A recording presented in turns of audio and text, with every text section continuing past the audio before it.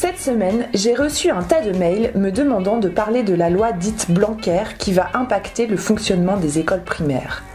Le 19 mars, il y a eu une grève du personnel éducatif qui a été très suivie. L'école de mon fils, par exemple, était complètement fermée.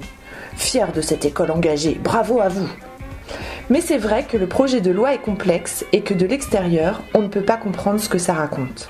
Et c'est souvent quand on ne comprend pas qu'on s'énerve sur les grévistes.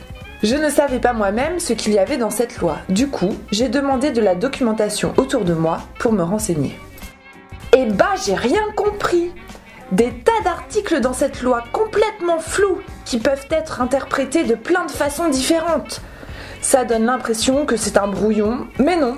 C'est le texte définitif qui a été adopté le mois dernier par l'Assemblée nationale. L'ont-ils lu? On se demande.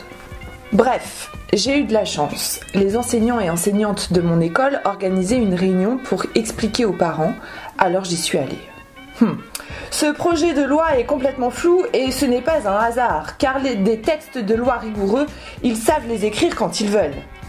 À chaque fois qu'on a soulevé des imprécisions, on nous a dit oui, on va préciser, mais ça n'a pas été fait. Le but, c'est qu'il soit tellement compliqué qu'on ne pourra pas expliquer aux parents en quoi il est dangereux et d'ouvrir des brèches qui leur permettront de démanteler progressivement l'école publique. Voilà le retour des personnes les plus à même de voir où ça va. Le texte, pris dans l'ensemble, ne présente pas de cohérence ni de direction claire, mais chaque article, par son imprécision, pose les bases de la privatisation du système scolaire. Qu'y a-t-il dans ce texte? Alors déjà, Blanquer l'appelle la loi sur l'école de la confiance. C'est un peu comme les mecs qui disent « Je suis vraiment un mec bien, tu peux me faire confiance ». Si t'as besoin de l'annoncer, c'est que c'est probablement pas vrai.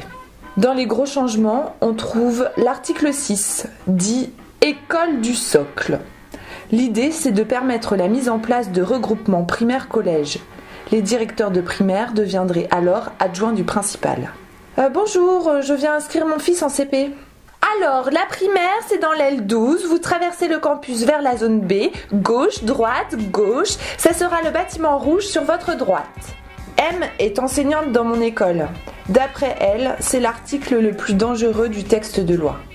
Le lien de proximité et de confiance que les usagers ont construit avec l'école sera forcément impacté. Par ailleurs, il me semble que des élèves très jeunes, autour de 9 ans, ne peuvent pas sans difficulté côtoyer au quotidien des élèves de 15 ou 16 ans dans les espaces communs d'un collège. Restauration, récréation, lieux de ressources. En quoi cela améliore-t-il le fonctionnement de l'école? En quoi cela améliore-t-il les conditions d'apprentissage des élèves? En quoi les activités de la directrice ou du directeur d'école seront-elles davantage recentrées sur l'animation et la coordination de l'équipe et des projets? Surtout, comment règle-t-on les problèmes de proximité, le lien avec les familles, les partenaires, l'équipe pédagogique? L'article 2 est un beau cadeau fait au privé.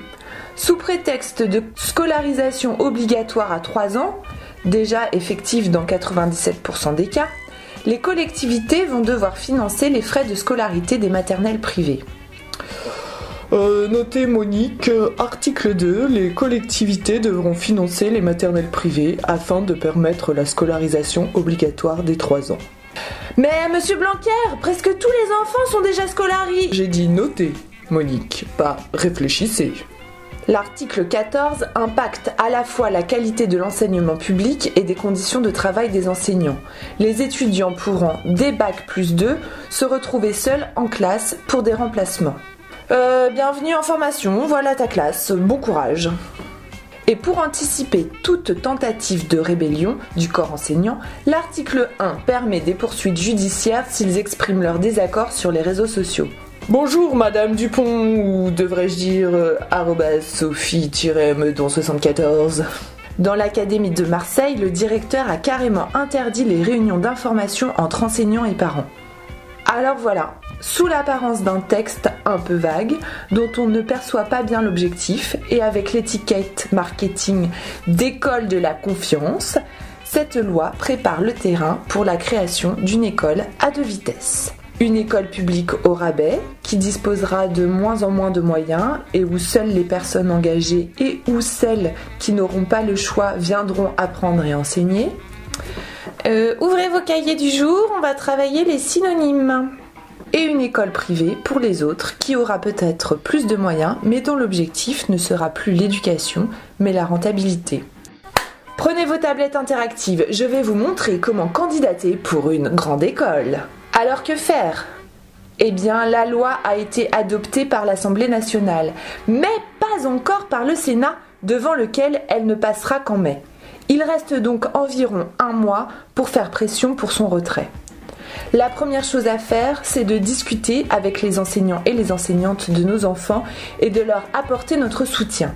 Ensuite, plusieurs modes d'action sont possibles. La grève, bien sûr, mais aussi les opérations école morte. Il s'agit de ne pas mettre nos enfants à l'école.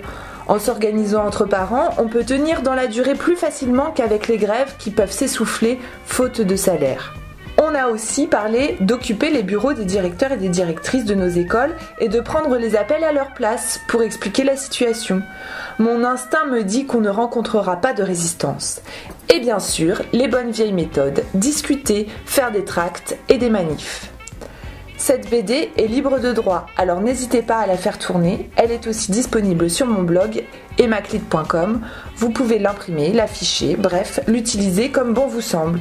Et croyez-moi, une fois que les parents s'en mêlent, les choses avancent beaucoup plus vite. En lutte! Emma!